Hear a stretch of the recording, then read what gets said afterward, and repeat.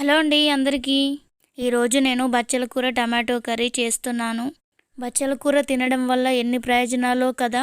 బచ్చల కూర 20 రూపాయలకి 4 కట్టలు ఇచ్చారు. మన ఆరోగ్యానికి మంచిదంటే 20 రూపాయలేంటి 50 రూపాయలైనా పెట్టొచ్చు కదా. బచ్చల కూరని కల్లుప్పు వేసుకొని శుభ్రంగా కడుక్కొని సన్నగా కట్ చేసి పెట్టుకోవాలి.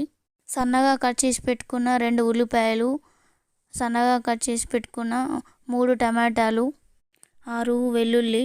బచ్చల కూరలో vitamin A, C, iron, potassium, copper పుష్కలంగా ఉంటాయి. రక్తహీనతతో బాధపడుతున్న వారికి బచ్చల కూర చాలా మంచిగా పనిచేస్తుంది.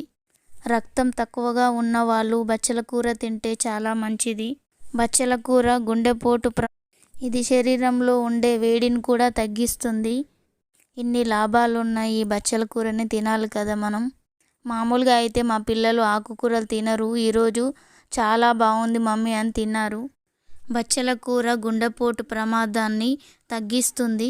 మా సారు ఎప్పుడు ఆకుకూరలు తెస్తుంటే ఎప్పుడు ఆకుకూరలు తెస్తాడేంటి అనుకునేదాన్ని. ఇన్ని ప్రయోజనాలు ఉన్నాయని తెలిస్తే తినకుండా